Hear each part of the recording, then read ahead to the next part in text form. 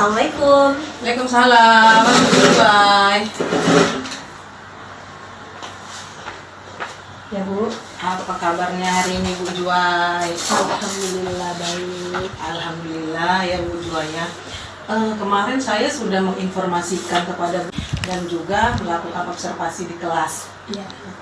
Di sini saya Bu Juwai di sini nggak usah cemas ataupun tegang. Di sini saya bukan maksudnya untuk mencari-cari kesalahan Bu Juwai dalam mengajar, tetapi saya di sini lebih kepada untuk membantu Bu Juwai dalam mengembangkan kemampuan Bu Juwai mengajar, ya, untuk mencapai tujuan pembelajaran sebenarnya itu. Oke, sebelum kita melakukan observasi, saya mau menjelaskan kepada Bu Juwai tentang penilaian dalam observasi nanti. Di sini penilaiannya ada perencanaan kegiatan pembelajaran, kemudian melaksanakan kegiatan pembelajaran, serta menilai atau mengevaluasi pembelajaran. Jadi dari ketiga kompetensi yang ada, Bu Juwai ini mau meningkatkan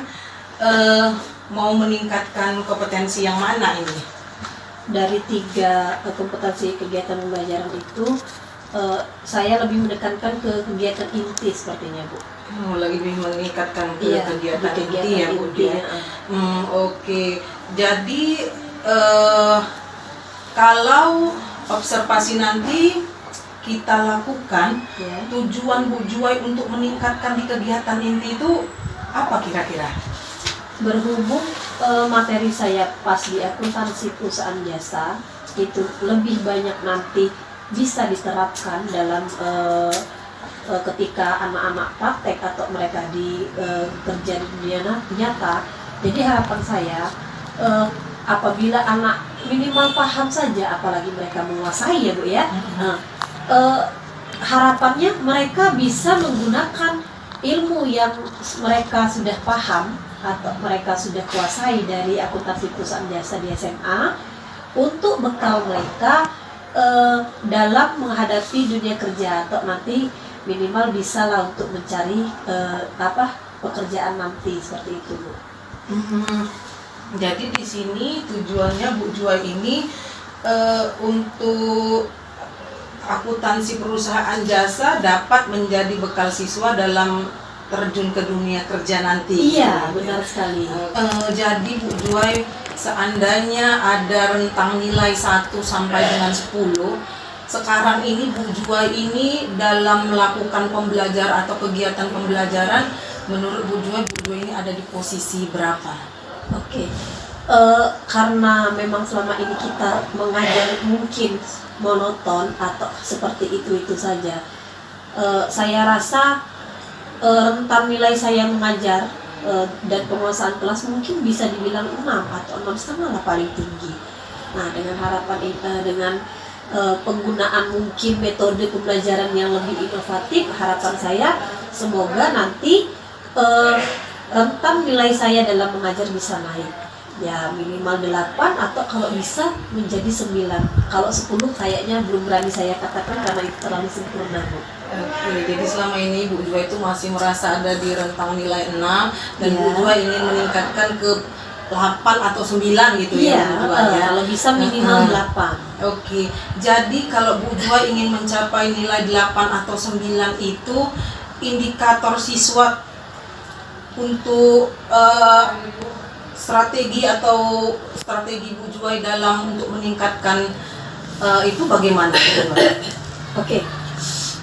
Yang pertama, dalam bayangan saya akan mencari hal-hal yang paling dekat dengan kehidupan nyata siswa terhadap materi yang berkaitan. Contohnya perusahaan jasa. Berarti nanti saya paling akan menjelaskan perusahaan jasa yang ada di sekitar siswa gitu. Lalu kedua, saya akan menggunakan video pembelajaran yang menarik siswa agar mereka lebih terpusat atau fokus ketika mereka memperhatikan materi yang saya pelajari. Jadi Bu Juwai di sini strategi yang ingin Ibu Juwai lakukan ini adalah memberikan penjelasan dengan contoh yang nyata yang ada di lingkungan sekitar siswa ya Bu Jua ya. Kemudian menayangkan video pembelajaran yang menarik dan mudah dimengerti atau dipahami oleh siswa ya. benar sekali, Bu. Oke, ada lagi nggak kira-kira menurut Bu Jua yang bisa Bu Jua lakukan untuk melakukan strategi ini?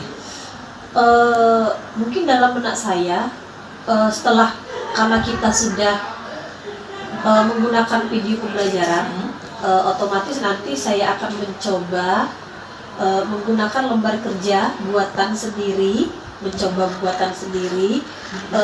agar tahu seberapa jauh pemahaman siswa terhadap materi yang telah kita ajarkan pada pertemuan tersebut.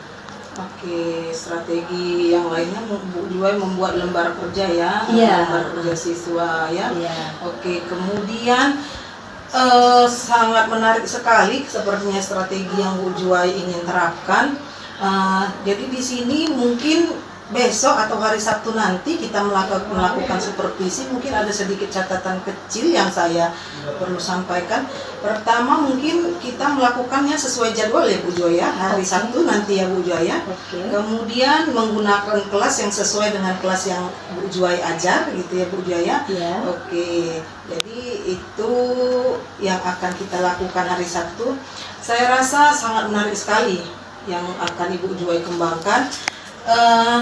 Saya rasa ini memang observasi yang saya lakukan, dan insya Allah hari Sabtu kita akan melakukan. Terima kasih Bu Jua untuk percakapan yang sangat menarik ini. Semoga kita hari Sabtu nanti bisa melaksanakannya ya Bu Jua. Oke, kita saling mendoakan semoga kita sehat, anak-anak bisa ikut serta semua dalam proses pembelajaran, dan semoga apa yang kita rencanakan bisa terlaksana dengan baik. Iya, terima kasih Bu Jua. Oke. Jadi Bu Jua, hari ini kita laksanakan observasinya. Memang saya ada Selamat Bu Jua, saya yakin Bu Jua bisa. Terima kasih.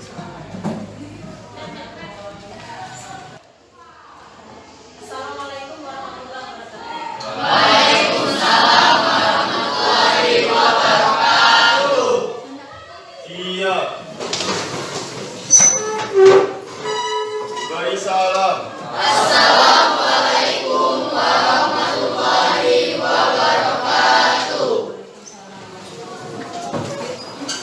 Bagaimana kabarnya hari ini anak? Dokter dulu ya. Hadir yang tidak masuk siapa? Al-Fani. Saya masuk? Oke. Sudah masuk semua ya? Ya, Bu. Oke. Kita langsung masuk materi ya. Sudah ada yang tahu hari ini kita materi tentang apa? Perusahaan jasa. Perusahaan jasa. Oke, sebelum Ibu mulai materi tentang perusahaan jasa, Ibu akan jelaskan sedikit tentang perusahaan jasa. Oke. Pernah dengar kata jasa? Pernah. Oke. Menurut kalian perusahaan jasa itu gimana sih? Gimana?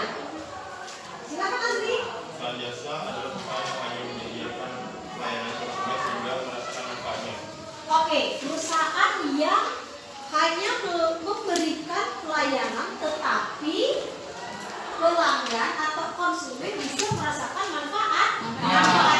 Berarti nak di perusahaan jasa ada nggak barang yang dijual? Tidak ada.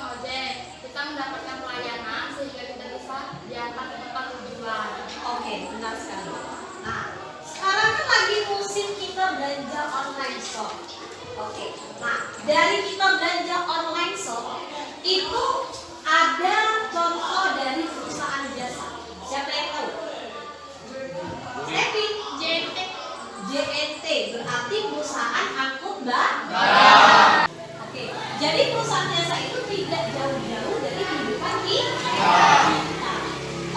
Oke, berikut Ibu akan menjelaskan materi tentang akuntansi perusahaan jasa pada PowerPoint yang telah Ibu buat ya.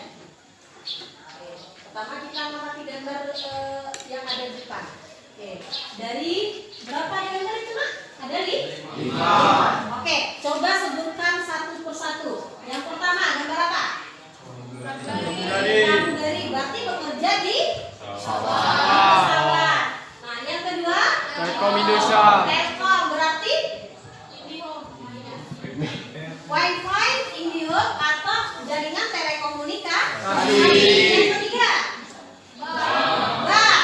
Yang ketiga bank. Yang keempat kurir mengirim pengiriman barang. Yang kelima Oke, dari 5 contoh tersebut, apakah semuanya termasuk perusahaan jasa? Termasuk. Nah, contohnya kita ambil tadi pramugari. Mereka tidak menjual barang, tapi memberikan pelayanan. Contoh, nanti kalau Jaferi menjadi direktur perusahaan, dia mau ke Jepang, naik pesawat kan? Dia bayar kan di tiketnya? Nah, bayar, tapi dia tidak mendapatkan barang. Tapi Jaferi selamat sampai Jepang. Contoh kedua, Telkom. Sudah jelas tidak bisa terpisah dari kehidupan kita sehari-hari. Iya kan? Pasti semuanya ini memiliki HP kan? HP butuh apa? Jaringan. Kuota internet. Lalu yang ketiga, bank. Tahu dong bank? Ada nggak di kelas ini yang belum pernah masuk bank? Ada nggak? Jual barang nggak? Nah, tapi bank menawarkan apa? Pelayanan jasa pinjam dan simpan uang. Siapa di kelas ini yang sudah pernah menyimpan uang di bank atau menabung di bank? Ada nggak? Azli, oke, yang apa Azli? Untuk menabung. Lalu yang keempat, apa itu? JNE ya? Oke, Ibu rasa di antara kalian pasti semuanya sering belanja online. Ada nggak di kelas ini yang belum pernah belanja online? Coba ini tadi, sebulan berapa kali kamu belanja online? Coba. 3 kali. Wow. 3 kali sebulan. Berarti kalau setahun 36 kali. Nah, berarti nggak mungkin dong kalau belanja online instan langsung pergi ke tempat penjualannya seandainya di Jawa. Tidak, tapi membutuhkan jasa pengantar barang, salah satunya JNE atau yang ada di sekitar kita banyak sekali kita sebut semua ya. Lalu terakhir, pesawat sama sepertinya dengan pramugari tadi. Ya, maksudnya bukan pesawat, Ibu rasa alat transportasi. Ya. Oke, sebelum Ibu jelaskan lagi, kita masuk ke poin selanjutnya. Ada yang menanyakan? Berarti ya, yang perusahaan jasa ya?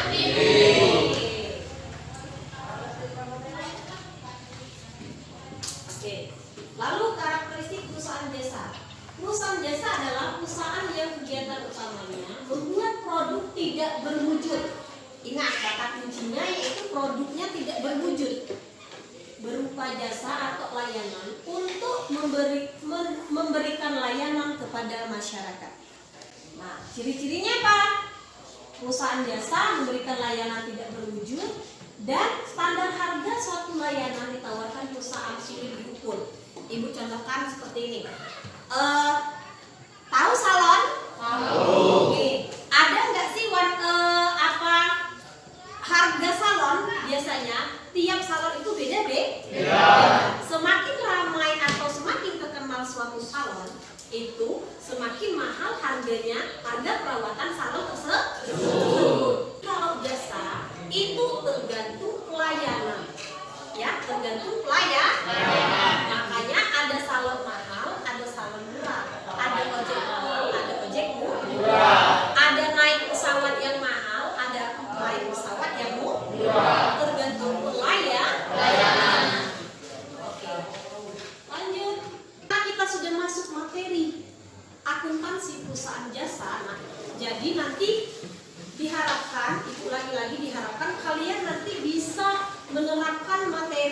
yang minimal kalian pahami untuk bekal kalian untuk mencari pekerjaan, terutama di dalam perusahaan jasa.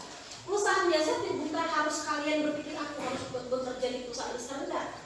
Banyak di sekitar kita perusahaan-perusahaan kecil yang sudah bisa mengambil menyerap pekerjaan walaupun dia cuma tamat SMA. Atau kebalikannya, kalau kalian sudah bisa menguasai materi akuntansi perusahaan jasa, kalian sendiri bisa membuka lapangan pekerjaan. Oke, mau jadi karyawan atau mau jadi bos? Bos. Nah, ibu ambil yang paling contoh yang paling ini, yang paling gampang. Kalian pikir tukang ojek pekerjaan biasa? Enggak. Kalau tukang ojeknya iya, tapi kalau kita punya motor 4, kita suruh orang yang ngejekin, bos nggak? Bos. Nah, seperti itu bayangannya. Nyambung? Nyambung. Oke. Ada transaksi. Nah, dalam transaksi itu ada bukti. Contoh kita beli belanja online, ada nggak bukti transaksinya? Ada. Apa namanya? Iya. Resi pengirim. Nah, kalau stroke itu bukti pembelian di toko-toko. Itu juga bukti transaksi pembelian tunai. Nah, yang pertama nota kontan. Tahu arti kontan? Cash. Atau langsung bayar. Nah, berarti contohnya tadi adalah stroke. Stroke pembelanjaan Lipo, Indomaret, Alfamart. Lalu yang kedua, kwitansi. Nah, itu gambarnya. Kwitansi itu berarti bukti pembayaran berupa uang, bukti jumlah uang. Contoh, si Adrian jual tanah sama si Dio 10 juta. Nggak mungkin dong transaksi uang besar tidak ada bukti pembayaran. Nah, jadi buktinya melalui kwitansi. Kenapa? Apabila nanti si Dio bilang, kamu belum bayar loh tanahnya, ada buktinya berupa kwitansi. Ya, bukti pembayaran berupa uang. Lalu ketiga, faktur. Faktur tuh kalau bahasa kita apa ya? Nota. Ada nota. Berarti belum bayar. Berarti apa? Utang. Nah, utang. Nah, berarti kalau semakin banyak nota, berarti semakin banyak utang. Lanjut, nota debit. Siapa yang pernah punya gesek-gesek seperti itu? Sudah ada belum di kelas ini? Belum. Apa itu namanya? Kartu kredit. Nah, kalian tahu nggak sih, kartu kredit itu sebenarnya bentuk utang kita kepada bank. Iya, kita pakai dulu, kita bayar tagihannya di awal atau di akhir bulan. Nah, beda kalau dengan ATM. Kebalikan dari kartu kredit. Tahu kan ATM? Kalau ATM itu benar-benar uang kita sendiri. Kenapa? Kita nabung dulu, baru kita bisa ambil di ATM. Kita gesek. Kalau kartu kredit itu artinya kartu utang. Beda ya. Oke. Lalu ketiga, nota kredit. Nah, beda dengan nota debit. Kalau nota kredit berarti itu hampir mirip dengan faktur pembelian. Kita beli di suatu toko, tapi kita masih kredit. Nah, ada nggak yang masih di sekitar kita yang beli barang masih utang? Contohnya kita bayar nyicil, beli motor. Itu contohnya dari nota kredit. Bayarnya nyicil 3 tahun, 5 tahun, itu nota kredit. Oke, ada pertanyaan? Kita lanjutkan. Jadi kita ada mekanisme debit kredit dalam pencatatan uang masuk dan uang keluar nanti. Karena kita sudah belajar tentang perusahaan jasa, otomatis kita belajar tentang cara mengatur uang, baik uang masuk atau uang keluar. Oke. Sambil ini perhatikan ibu, angkat jari kalian 5.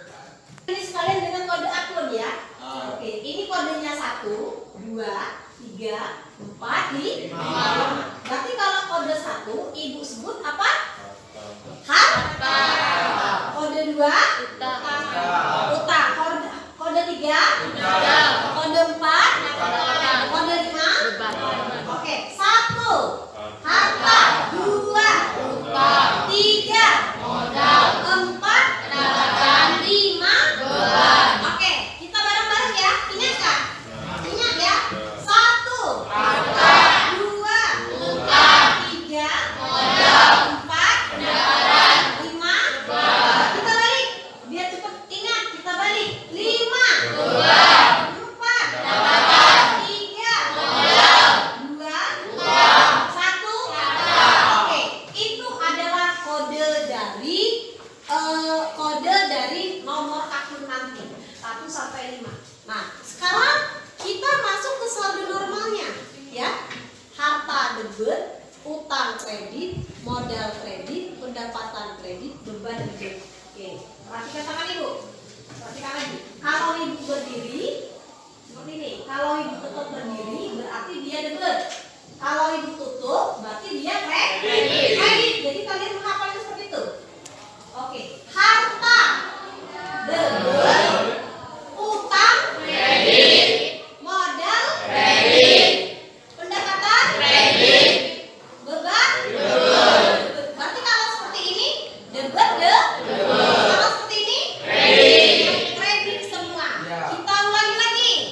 Harta debit, utang kredit, modal kredit, pendapatan kredit, beban. Oke ya. Atau seperti ini kredit semua. Seperti ini semua. Oke. Nah, ini kode yang kita hafalin tadi. 1 harta, 2 utang, 3 modal, 4 pendapatan, 5 beban. Oke, baik. Nah, ini kita berbicara mengenai karakteristik perusahaan jasa ya. Dimana nanti kita akan membuat yang namanya jurnal umum untuk perusahaan jasa. Jadi sebelum kita membuat jurnal umumnya, maka atau kita membuat situs akuntansi perusahaan jasa, perusahaan jasa yaitu dimana perusahaan yang pelayanannya itu tidak berwujud. Artinya kita nggak bisa lihat apa yang mereka jual, tapi kita bisa rasakan manfaatnya. Nah, beda kalau dengan perusahaan dagang, ada wujud barangnya. Kemudian yang namanya perusahaan jasa itu harga ini cara mengukurnya bagaimana? Yang dari kualitas yang mereka berikan atau dari rasa kepuasan yang kita terima sebagai konsumen. Satu, sehingga kode akunnya kalau pakai sistem numerik 111. Nah, jadi bagaimana yang dia misalnya dia 101? Kalau dia 101 berarti di sini 1, di sini kosong. Nah, ini kosong. Nah, makanya dia 101. 01 gitu. Oke, nah kita lanjut. Nah, yang kedua adalah utang ataupun kewajiban. Nah, di mana utang dua terbagi, ada utang lancar dan ada utang jangka panjang. Utang lancar atau utang jangka pendek dan utang jangka panjang. Kemudian ada yang namanya modal atau ekuitas. Modal itu adalah hak residual atas kepemilikan. Juga terbagi dua. Ada yang namanya pendapatan operasional, yaitu contohnya pendapatan jasa, dan ada yang namanya beban non operasional atau di luar usaha, yaitu beban bunga, beban komisi. Oke, untuk lebih paham tentang materi hari ini, Ibu akan berikan KPD ya, kerjakan masing-masing. Boleh bertanya, tapi ingat dengan Ibu jawaban sama bagi dua ya. Jadi lebih baik mengerjakan sendiri, jawaban sendiri, nilainya turun daripada contoh tapi nilainya bagi dua. Oke, dibagikan.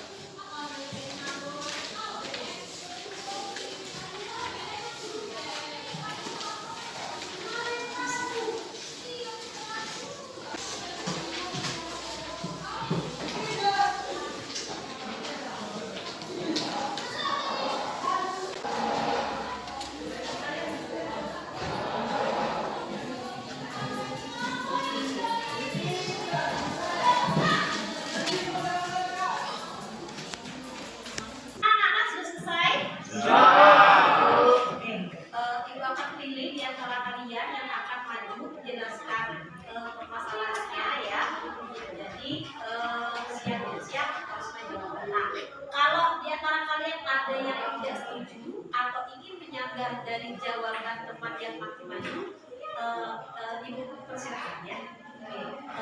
Horas. Horas untuk permasalahan 1. Permasalahan 1 tentang nota kontan. Kesimpulan 1. Dari wacana di atas, jelaskan pengertian dari nota kontan beserta penggunaannya. Nota kontan adalah bukti resmi yang dibuat oleh penjual dan diserahkan kepada pembeli tanpa perantara. Bukti ini bersifat wajib sebagai catatan kalau pembeli telah melunasi transaksi atas barang yang dibeli. Fungsi. Nomor 2. Apa yang membedakan nota kontan dengan bukti transaksi lainnya? Nota kontan merupakan bukti transaksi pembayaran yang diberikan oleh pemilik usaha kepada pelanggannya. Jauh berbeda dengan nota kredit maupun debit yang masih berkaitan dengan utang piutang di antara kedua belah pihak. Nomor 3. Jelaskan transaksi-transaksi apa saja yang digunakan nota kontan. Segala transaksi jual belinya pun dilakukan secara online. Sementara itu, nota kontan adalah bukti resmi yang dibuat oleh penjual dan diserahkan kepada pembeli tanpa perantara. Bukti ini bersifat wajib sebagai catatan kalau pembeli telah melunasi transaksi atas barang yang dibeli. Cukup, Horas? Oke. Bagaimana teman-teman yang lain? Ada yang mau menanggapi? Silakan Azri. Nama saya Muhammad Andi Farwa. Sini saya akan menyampaikan pendapat saya mengenai permasalahan 1 tentang nota kontan. Nomor 1, saya tidak setuju dengan pendapat Horas. Menurut saya, nota kontan digunakan untuk pembelian barang secara cash atau tunai pada toko sebagai bukti transaksi. Dan pada soal kedua, saya setuju dengan pendapat Horas yang Horas sampaikan, karena sesuai dengan pengertian tersebut. Dan yang terakhir, yang ketiga, menurut saya transaksi yang menggunakan nota kontan adalah sebagai bukti transaksi jual beli atau jual beli barang saya yang dilakukan secara cash atau tunai. Contohnya membeli barang di toko dan nota kontan digunakan sebagai bukti suatu transaksi. Oke, bagaimana Horas tanggapannya? Jelas. Jelas itu. Oke. Bagaimana teman-teman yang lain? Ada tanggapan lagi? Cukup. Oke, sama jawabannya? Oke, kita beri applause dengan jawaban Horas.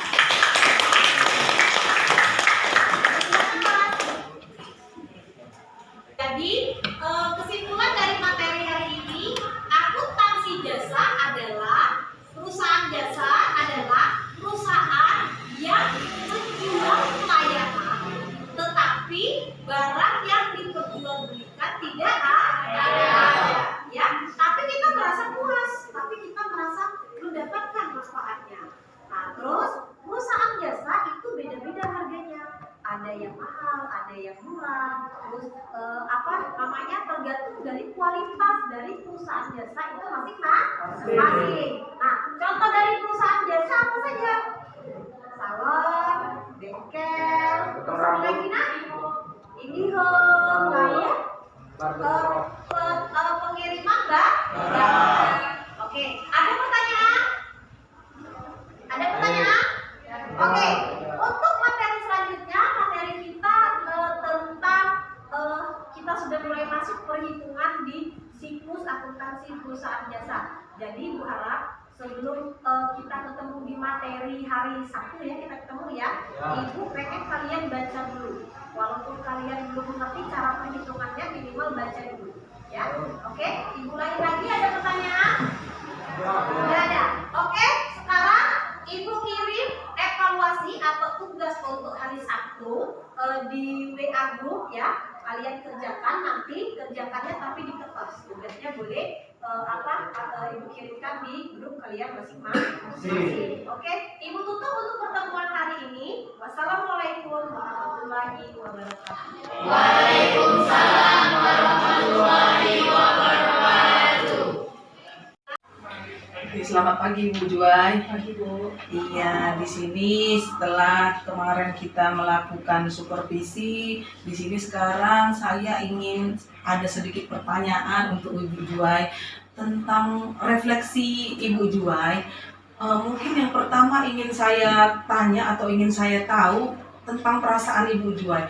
Bagaimana perasaan Ibu Juwai pada saat saya mensupervisi kemarin itu? Ya. Pertama, saya merasa ya deg-degan ya, karena biasa kita mengajar itu selalu refleks tanpa ada apa persiapan, sedangkan ini ada yang melihat kita mengajar. Tapi di balik itu saya merasa senang. Kenapa? Oh, berarti nanti ada yang memberi penilaian kepada saya agar saya mengajarnya biar lebih baik lagi dari sebelumnya yang biasa saya mengajar tidak melakukan persiapan yang lebih matang. Jadi di situ ada ya peningkatan berarti ya Bu ya, ada rasa senang lah berarti di situ ya Bu Ya, ya. ada rasa senang, ada rasa semangat juga.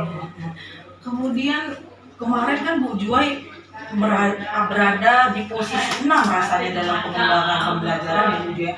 Sekarang ini setelah melakukan supervisi, apakah target yang ingin Bu Juwai kemarin tuh inginkan 8 atau 9? Bagaimana? Merasa Bu Juwai tercapai nggak dalam penilaian 8 atau 9 itu? Karena ada persiapan mau supervisi, otomatis dari diri saya harus melakukan persiapan dibanding dengan mengajar seperti biasa. Saya rasa saya merasakan ada peningkatan ya, dari nilai 6 memang ke 8. Kalau 9 sepertinya belum berani saya katakan. Nah, dari persiapan, dari media, dari metode, dari model saya melakukan di luar kebiasaan saya mengajar. Jadi yang strategi-strategi kemarin yang Ibu Juwai ingin tingkatkan itu kemarin itu menurut Ibu Juwai udah dapat nih kira-kira? Ya, insya Allah saya merasa sudah dapat. Tapi mungkin karena dibilang supervisi tadi membuat deg-degan, mungkin ada beberapa hal yang bisa terlewatkan seperti itu. Oh begitu ya. Kemudian kita tadi sudah melakukan supervisi, perasaan Bu Juwai juga tadi sudah Bu Juwai ungkapkan. Sekarang ini pembelajaran apa yang dapat Bu Juwai ambil dari supervisi kemarin? Pembelajaran yang saya rasakan, pertama ternyata dengan kita menggunakan metode atau media pembelajaran, kita bisa melihat semangat siswa dalam mengikuti pelajaran kita. Lalu kedua, saya bisa melihat minat dan bakat siswa terhadap pelajaran yang kita ajari pada hari itu. Lalu ketiga, saya bisa sudah melihat atau memilah, oh kekurangan anak di sini. Berarti untuk pembelajaran selanjutnya kita bisa menggunakan mungkin metode atau media lain untuk menutupi kekurangan anak dari strategi yang telah kita gunakan. Lalu terakhir yang keempat, saya bisa memilih kegiatan pembelajaran yang mungkin lebih efektif untuk lebih membangkitkan semangat anak dalam mengikuti pelajaran. Pelajaran kemudian hari ya Bu Iya. ya.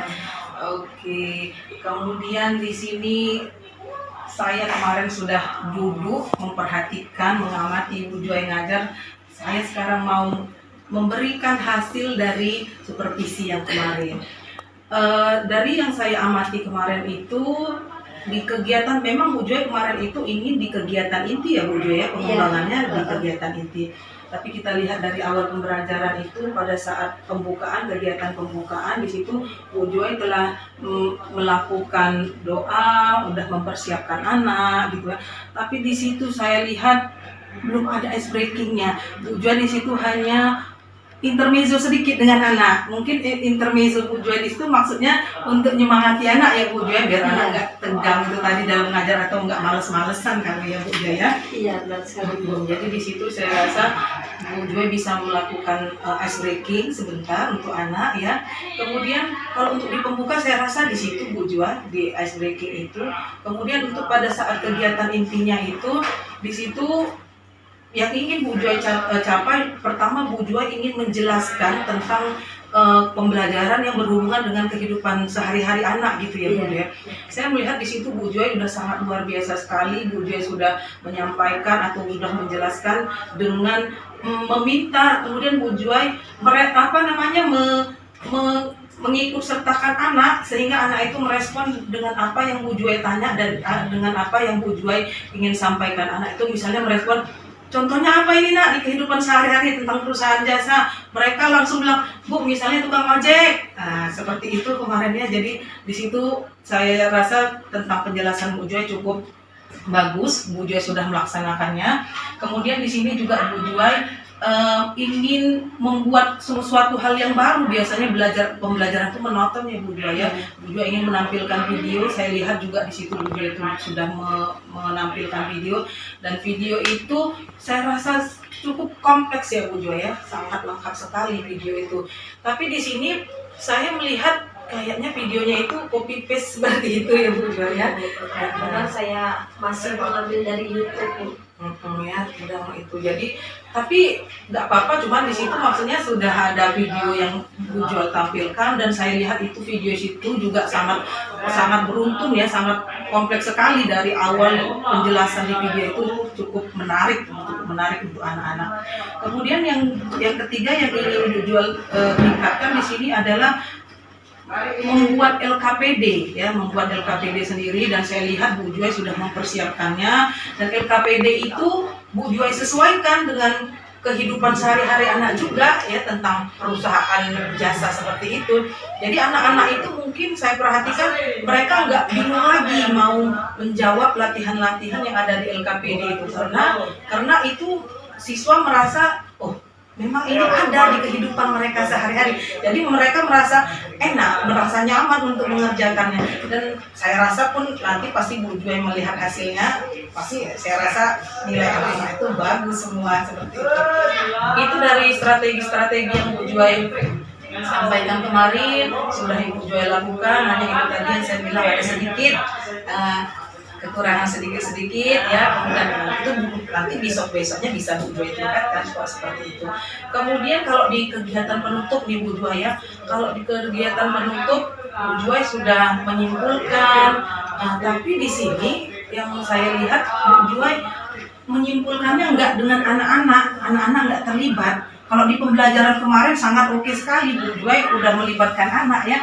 Tapi di kesimpulan ini Bu Juwai menyimpulkan sendiri, nggak melibatkan anak, dan Bu Juwai nggak tahu perasaan anak tuh pada saat belajar tuh mereka bagaimana ya. Kayaknya memang saya lupa menanyakan perasaan anak terhadap pembelajaran hari itu. Jadi saya langsung kasih evaluasi, langsung tutup. Mungkin mungkin ya biasa itu kehilapan sedikit ya. Tapi yang kemarin itu dari awal saya perhatikan sampai dengan terakhir sangat keren, dan anak-anak di situ saya lihat sangat bersemangat. Bu Juwai memberikan pertanyaan, mereka langsung angkat tangan mau menjawabnya, itu sudah luar biasa. Dan yang satu lagi yang saya sangat apresiasi apa yang Bu Juwai lakukan. Di situ Bu Juwai memberikan contoh dengan gerakan tubuh pada saat pembelajaran itu. Misalnya kemarin itu tentang ini ya Bu Juwai ya. Satu, tentang kode akun ya Bu Juwai ya. Satu, harta. Dua, utang. Seperti itu anak-anak itu sekali Bu Juwai, iya nak ikuti ya nak. Mereka langsung mengikuti, mereka langsung tahu dia kode-kode tersebut. Itu kan jadi pembelajaran anak, diserap anak memang pembelajaran yang Bu Juwai lakukan. Tadi kemudian masalah tentang penutup itu tadi hanya itu aja Bu Juwai. Selebihnya Bu Juwai udah oke, udah keren. Kemudian saya juga ingin mau bertanya sedikit sama Bu Juwai. Setelah saya menyampaikan hasil supervisi yang kemarin itu, rencana tindak lanjut Bu Juwai kemudian apa ini? Yang pertama, karena saya tidak ada SBK, jadi kemungkinan saya mencoba menyelipkan SBK di antara kegiatan. Karena pada kegiatan itu biasanya anak-anak itu kan bosan Bu. Nah, jadi selain intermezzo, saya akan selipkan SBK. Lalu kedua, karena saya masih mengambil video pembelajaran buatan saya sendiri, memang saya akui saya belum lihai, belum ahli dalam membuat video, tapi saya akan mencoba membuat sendiri hasil karya sendiri yang mungkin bisa nanti digunakan ketika pembelajaran selanjutnya. Lalu yang terakhir, refleksi. karena saya selalu mengajar biasanya langsung melakukan penutup tanpa melakukan bertanya tentang perasaan siswa, apakah mereka mengerti atau apakah mereka senang terhadap pembelajaran hari ini. Jadi nanti saya akan usahakan bertanya tentang perasaan siswa terhadap materi pembelajaran dan proses pembelajaran pada hari itu. Oke, terima kasih Bu Juwai, luar biasa tindak lanjut yang ingin Ibu Juwai laksanakan berikutnya. Mudah-mudahan apa yang udah Ibu Juwai rencanakan dan ingin Ibu Juwai perbaiki atau Ibu Juwai tingkatkan bisa terlaksana dengan baik. Terima kasih Bu Juwai atas waktunya. Oke, sama-sama Bu.